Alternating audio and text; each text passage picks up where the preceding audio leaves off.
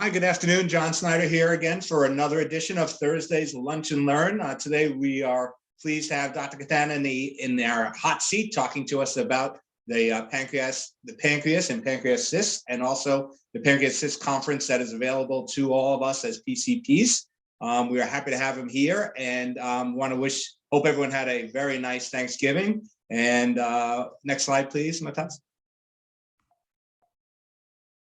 So we want to tease our upcoming Lunch and Learns. We have next week on December 9th, the spotty dotty evaluation of abnormal uterine bleeding given by Drs. Engel and McGrory. And then following week, we have hip pain in an athlete or pseudo-athlete, and that's going to be given by Dr. Healy. We'll take the following 2 weeks off and see you back after the new year. We want to remind folks that these talks are up on YouTube by searching Newton-Wellesley Medical Group Lunch and Learn, and also on our intranet. Also, I want to make sure folks are aware of another amazing lecture series Wednesday morning at 8:30, run by our own Department of Medicine and Dr. Larry Friedman, and that's Medicine Grand Rounds, and those are all available on Zoom as well. And if you are not getting those links in your email, you are missing out. So please either contact me or Dr. Friedman. We will get you those links. Two quick services, I think, too, we want to update folks on as our ER and our hospital continues to fill up. We want to make sure that you guys know about our service in Waltham, which is a walk-in service. We see all patients Monday to Friday, 10 to 6, typical walk-in kind of things. There is X-ray and phlebotomy on site there. Next slide. Then we have our orthopedic walk-in that has more extended hours, Monday to Friday, 8 to 8, and Saturday and Sunday, 8 to 1. This is for any orthopedic injury.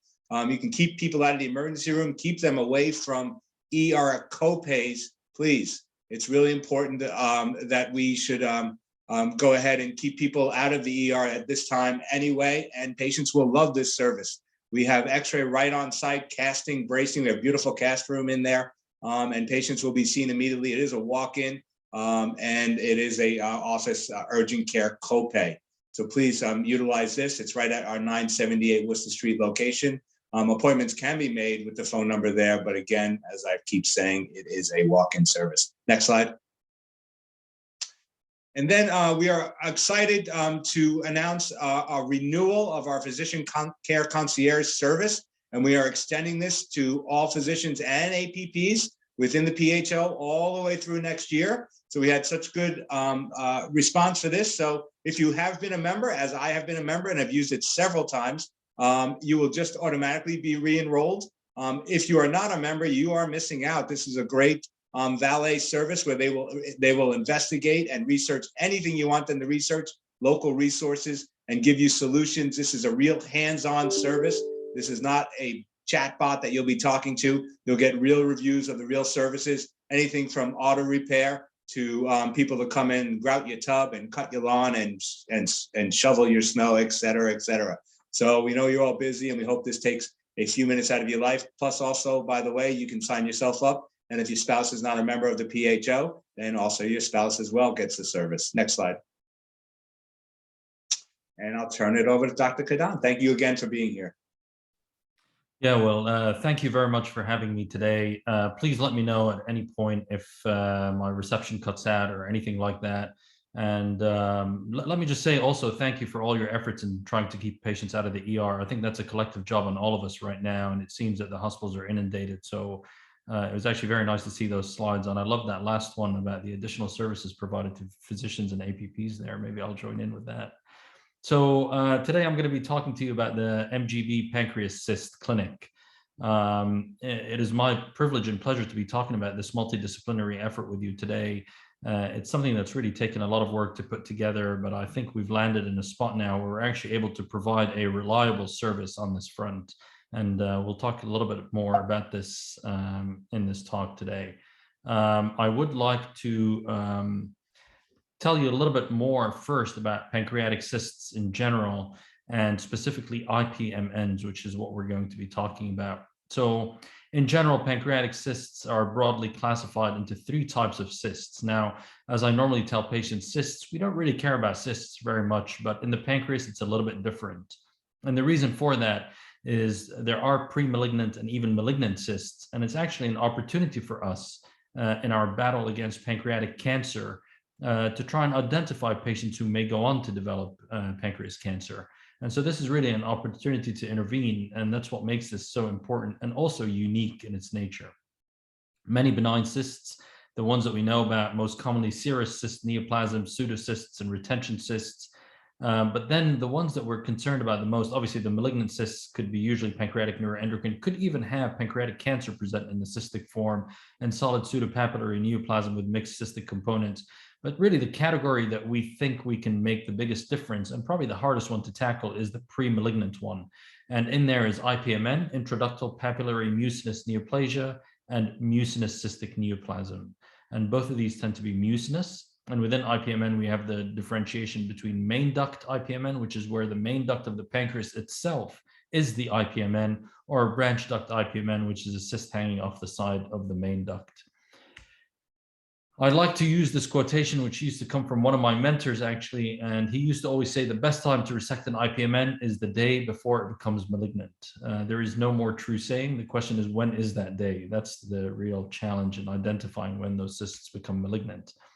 And really, we resort to consensus guidelines to try and help us identify who the patients who would benefit from being managed surgically versus those who would benefit from being observed.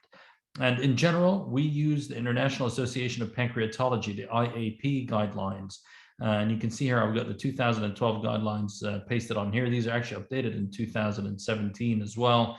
But these are our main go-to reference guidelines, and I'll talk a little bit more about them. So in general, intraductal papillary mucinous neoplasms are either main duct or branch duct, as we just discussed. Main duct is really characterized by main duct dilatation of greater than 5 millimeters without other causes of obstruction. And these can be segmental or diffuse throughout a dilated pancreatic duct. And then, as we just mentioned, pancreatic ducts, generally, these are pancreatic cysts. In general, we say greater than 5 millimeters, but now we're identifying all kinds of smaller cysts as well with communication to the main duct, but it's not the main duct itself that is dilated. In terms of workup for these, we tend to use pancreatic protocol CTs frequently, but now more so enhanced MRI with MRCP sequences. And these are extremely useful. MRI is a great modality because obviously it utilizes radiation in people undergoing serial surveillance, but also it helps characterize cysts better than CT scans in general. For any cyst with worrisome features or cysts greater than 3 centimeters, and we'll talk about some of these features, we tend to recommend endoscopic ultrasound, which is done by our colleagues in gastroenterology and advanced GI in general. And then ERCP is generally not a recommended modality for sampling fluid or brushings, with some exception here. And the distinction of branch duct IPMN from smaller oligocystic things like serous cystic neoplasms is difficult and may require endoscopic ultrasound to help us with cyst fluid analysis. I just wanted to show you here a de-identified cutout of an MRCP image. You can see beautifully here, if I can just point out, and you should see my cursor there, the gallbladder, actually some stones in the gallbladder. This is the bile duct. You can actually see the thin, normal appearing pancreatic duct, and then this is the pancreatic cyst. And so you can see the characterization of these cysts is so beautiful in the MRCP images that even I can point them out and interpret these. And so in terms of the cyst fluid analysis, I did mention this. This is something that we resort to endoscopic ultrasound in some of these bigger cysts. Really has a complex role in the evaluation of IPMNs. And we don't send everybody for endoscopic ultrasound. At times, we discuss sending patients with greater than 2 centimeter cysts, but in general, greater than 3 centimeter cysts are ones where we are thinking about intervening. Obviously, if an intervention is necessary, either way, then we don't utilize endoscopic ultrasound if it's not going to change management. But the nice thing about endoscopic ultrasound is sampling of the fluid predominantly is the main reason that we do it. And when fluid CEA is greater than about the 200 range, and even maybe greater than 180 and 150, we could say it's about 80% accurate in diagnosing the mucinous component. And that's what makes these cysts pre-malignant, is the fact that these are mucinous cysts. Now, pancreatic pseudocysts typically tend to be rich in amylase and low in CEA. So this is the fluid CEA. And serous cystic neoplasms tend to be low in CEA and amylase. But now we've actually advanced our technology, and we actually do molecular analysis on some of these cysts. And when they're positive for GNAS, this tends to be specific and confirmatory for IPMN as well. I mentioned that there are the two categories of main duct and branch duct IPMN. When main duct IPMN is identified, the risk of malignancy in these tends to be higher, and historically was quoted around the 60% mark. When the dilatation of the main pancreatic duct is 5 to 9 millimeters, we consider that worrisome, a little bit like in branch duct IPMN, and would warrant further evaluation, although an argument could be made, especially in a young, healthy patient, to resect this if the diagnosis is certain or confirmed. The aim of any resection that we perform here would be a negative margin resection to resect any already present invasive carcinoma, high-grade dysplasia, or any other essentially form of pre-malignancy to prevent the development of high-grade dysplasia and invasive carcinoma in main duct IPMN. And some of these are diffuse and can be difficult to determine sidedness in them in terms of performing a Whipple versus a distal pancreatectomy, and I'll show you a couple of images as well. But in non-focal main duct IPMN, where it's just the entire main duct is dilated and you can't really tell if this is really an IPMN or a dilated pancreatic duct for another reason, those are patients who would truly benefit from additional workup, including endoscopic ultrasound that may show a mass obstructing the main duct at times, including ampullary masses, for example. But even ERCP here, this is the one time where it would be useful. You would be able to see extrusion of mucin at the ampulla. But in general, when there's gross dilatation of the main duct throughout the pancreas, and we are unsure about the diagnosis, we do like to sample the fluid again using EUS for CEA to confirm whether this is a main duct dilatation or otherwise could be a benign dilatation due to chronic pancreatitis, obstructing stone, or obstructing mass otherwise. In terms of the branch duct IPMN, these are a little bit more tricky. We've seen numbers quoted around the 25% mark in terms of malignancy, but this is for resected lesions. So these are higher risk lesions in general that have been selected for resection, potentially a risk of malignancy of 2 to 3% annually in those higher risk lesions. But really, recommendations for the management of branch duct IPMN tends to be a little bit more complicated. There are algorithms that we follow for this, and I'll show you the algorithm next. But the recommendations should really be include the patient as a whole and as an individual. And so we take into consideration things like patient's age, cyst location, because that may change the operation from a distal pancreatectomy that's more straightforward than a complicated Whipple, and fitness for surgery. And of course, if you have a patient with a suspicious lesion at age 30, for example, that patient is overwhelmingly more likely to undergo an operation than a patient aged 80 to 90, for example. And of course, we're not ageist, and this is the whole point, is we have to approach these patients as individuals and take into account their individual risk and potentially actuarial survival as well. With branch duct IPMN, multifocality can exist about 25 to 40% of the time, but we treat these lesions like unifocal branch duct in the sense that we look at the largest lesions or the ones that have highest risk and suspicious features, but sometimes we do need to perform multifocal resections. In terms of these branch ducts, well, we've been able over the years to identify some features that make some cysts more likely to become malignant than others. And this is really the question that patients will ask as well. Is my cyst likely to become malignant or not? And how do we identify those? And I'd say, first of all, I always tell patients we're still imperfect at predicting this. But we have identified over the years and over the thousands and thousands of patients that have been studied globally, two types of feature called worrisome features and high-risk features. And the worrisome features include things like cysts greater than 3 centimeters in size, thickened enhancing cyst walls, non-enhancing mural nodularity, main duct dilatation as a result of the cyst. This is different to main duct IPMN of 5 to 9 millimeters, abrupt change in the main duct caliber, lymphadenopathy, pancreatitis, and elevated CA19-9. And high-risk stigmata would include enhancing solid component, main duct greater than 10 millimeters, and obstructive jaundice. And so this is the IAP algorithm that we use in the management of branch duct IPMN. And as you can see here, first of all, we start with any high-risk stigmata of malignancy present, obstructive jaundice in a patient with cystic lesion of the head of the pancreas, enhancing solid component or main pancreatic duct greater than 10 millimeters. And then if not, are there any worrisome features that are present, such as clinically pancreatitis, as I just mentioned, and some of the other features that we're looking at?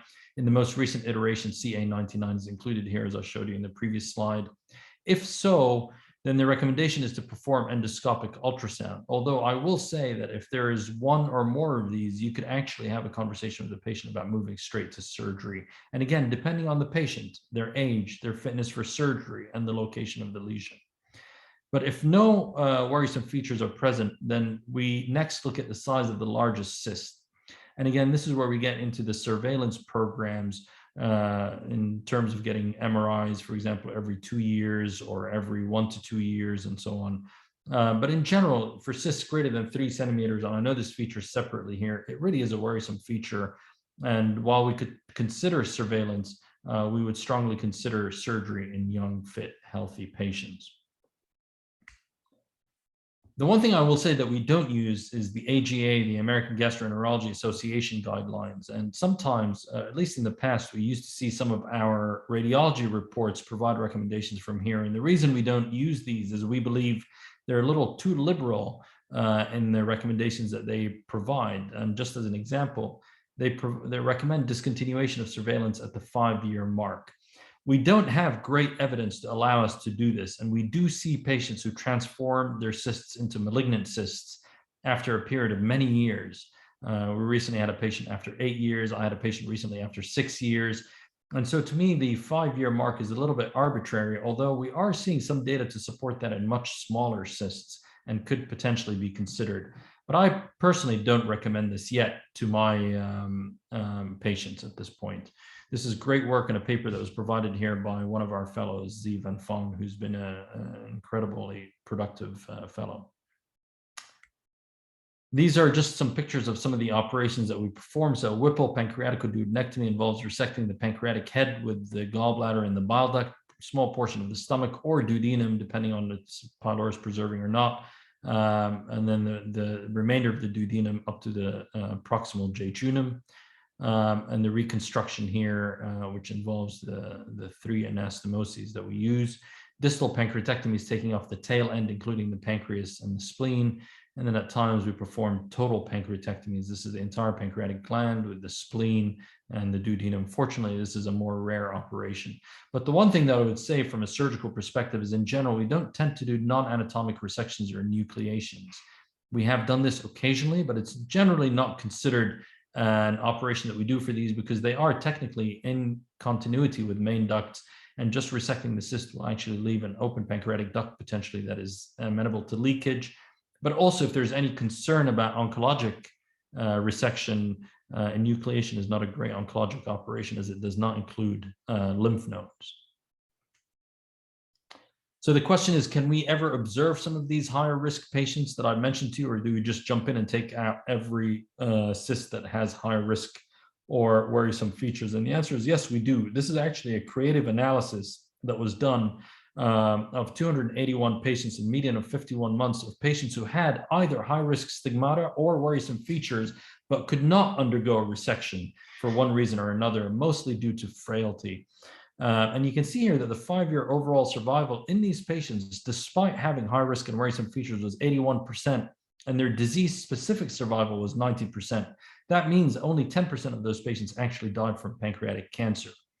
And in fact, when the authors of this publication looked at branch duct disease-specific survival versus main duct, it was obviously higher, 97% versus 81%. But a worrisome feature, and this is what I tell patients, is worrisome features versus high-risk stigmata, the disease-specific survival for worrisome features was 96%. So when I discuss this with patients, the next question is, hold on, doc, so you're telling me to have this huge operation because of a 4% chance I might die from pancreas cancer. You're saying 96% chance I'm not going to die from pancreas cancer. The answer is yes, but under no circumstances would we accept in a regular routine member of society a 4% chance of death from pancreatic cancer. That is still considered very high. And that's why we have to have these nuanced conversations, because 96% may be a reasonable number for an elderly patient, but I don't think it would be for a very young patient, just as an example. And so this is another creative analysis that was done by one of our fellows, Dr. Zelga, in collaboration with Dr. Carlos Fernandez del Castillo, and give them great credit for this very thoughtful study. where in this study, as you can see here, using our data, looking at the cumulative number of worrisome features and cumulative number of high-risk stigmata, because that's really where the key, I think, is at, is how many worrisome features do you have? Because nowadays we find ourselves sitting more and more on people with a single worrisome feature, but maybe not 2 or 3, and certainly not with high-risk stigmata. And as you can see here, as you go around the chart here, with the increasing number of worrisome features, you can see the risk of malignancy increasing progressively between the number of worrisome features, but also as you extend high-risk stigmata. You can see here very quickly, as you add high-risk features, the risk of malignancy quickly increases towards 100%. 3 worrisome features and any high-risk stigmata, all 100%, as you can see here. Very helpful study. This is as yet unpublished data currently under review. So we took a look at our recent aggregated series from Mass General Hospital of 1,290 cysts that were resected over the last 30 years. And the majority of these, as you can see, IPMN, MCN, cystic pancreatic neuroendocrine, and serous cyst adenoma, but a whole other bunch of cysts in there as well in the resected series. And these are the operations that were mostly performed. You can see almost equal Whipple between Whipple and distal pancreatectomy, and then some of the other pancreatectomies that we perform. But there has certainly been an increase in resections done for IPMN in the last decade, and decrease in the resections of mucinous cyst neoplasms, serous cyst adenomas, and benign lesions. So we're probably identifying more accurately. In fact, there has been increased concordance between preoperative diagnosis and final pathologic diagnosis, which is improving by decade, up to 80%. That still means we're getting 20% of the diagnoses wrong preoperatively, and that's the challenge with these cysts. So 20% of these patients still had an incorrect diagnosis, and half of these patients had a benign diagnosis who did not need an operation. So that's still 10%. And really the purpose of this slide, and in fact this talk, is just to show just how sophisticated and nuanced this entire topic is. It certainly is for us. We consider ourselves pancreatic experts, and here we are getting 10% of patients with benign lesions resected in the modern era. So this is where we entered with our pancreatic cyst conference that we developed in November of 2019, which is a multidisciplinary service that aims to provide management advice to surgeons, patients, and referring providers regarding the clinical care of these patients. Now, this is a conference now where we meet at 7:15 in the morning on a Monday morning, and originally started off as an in-person conference, but like everything else, unfortunately or fortunately, we are now in a Zoom platform as well.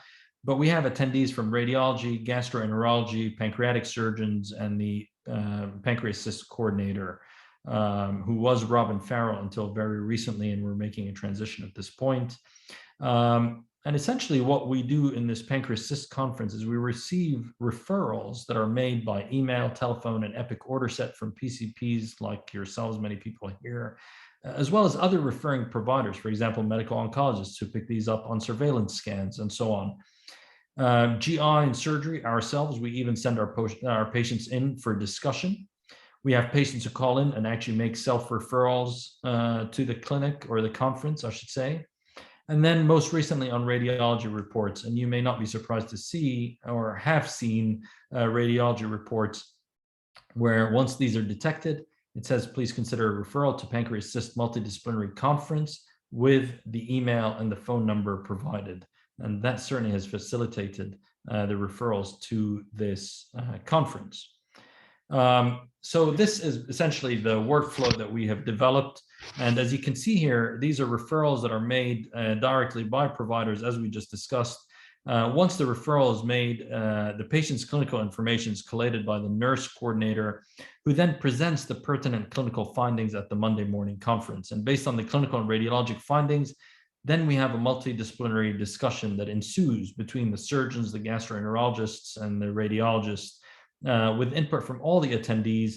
And really what we aim to provide is a sophisticated, but most importantly, consensus recommendation that is based on the individual patient who we are discussing.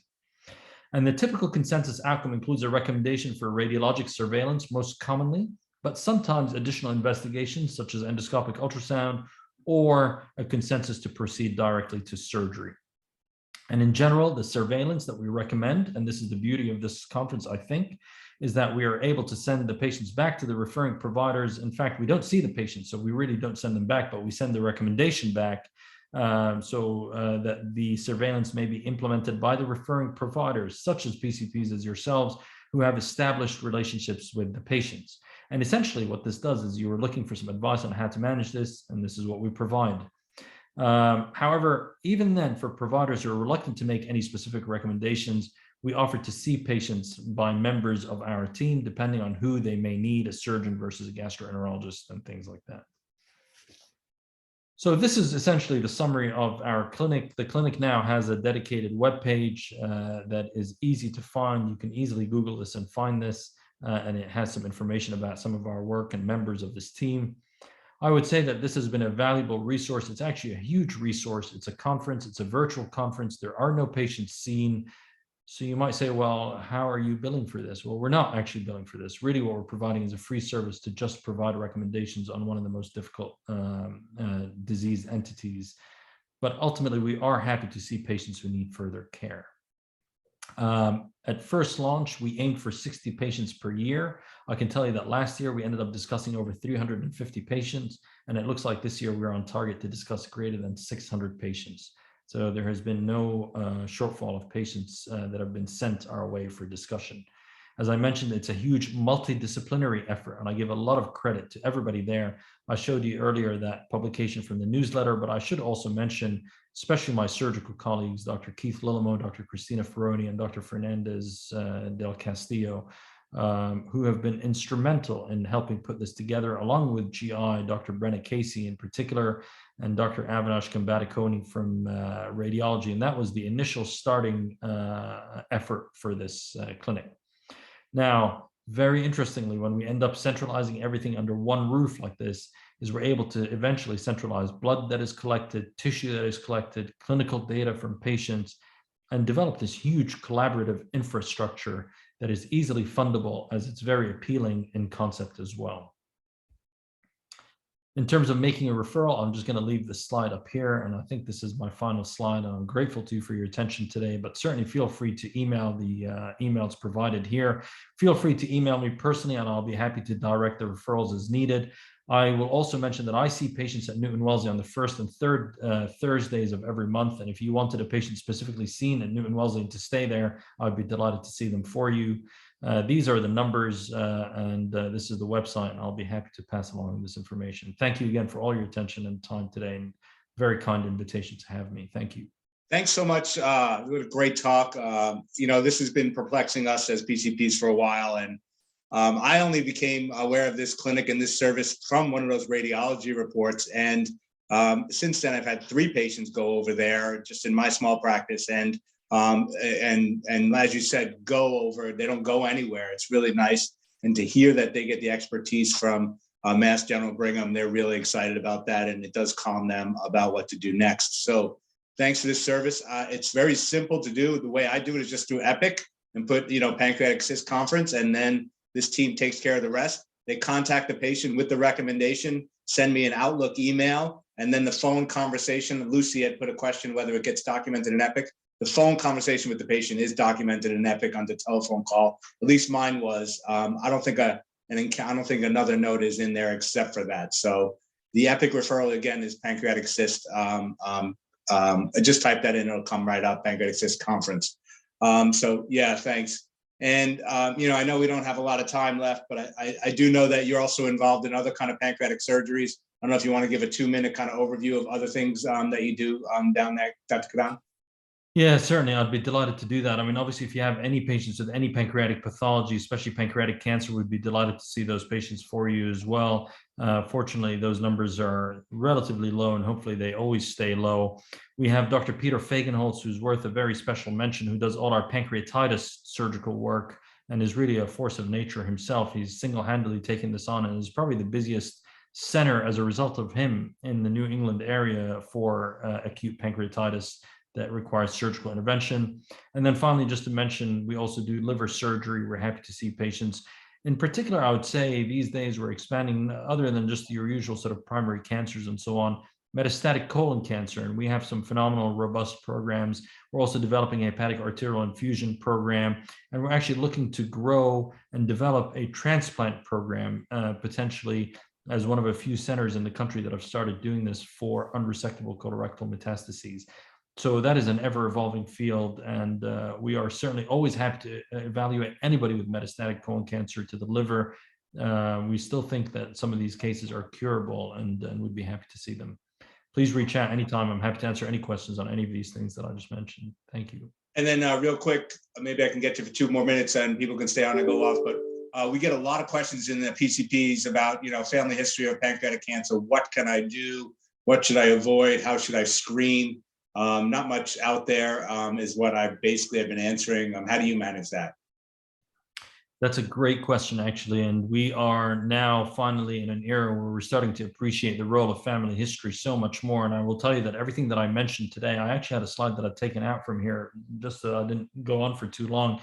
But family history does make us much more nervous, especially immediate family and especially multiple members. And that actually will change our surveillance algorithm a little bit, just because we feel compelled to do so, as there's definitely something in there other than what we already know about genetics and inheritance of pancreatic cancers. But as you know now, NCCN has recommended for anybody with pancreatic cancer to undergo genetic screen. And this is something that we're doing more routinely for diagnosed cancer. Well, thanks again. Really great talk. We'll have this talk up on the web. I see people are having a little bit of trouble finding that EPIC referral. I will get the exact language of that. And we can also get Dr. Rick D'Angelo to change some of the synonyms so it pops up even easier.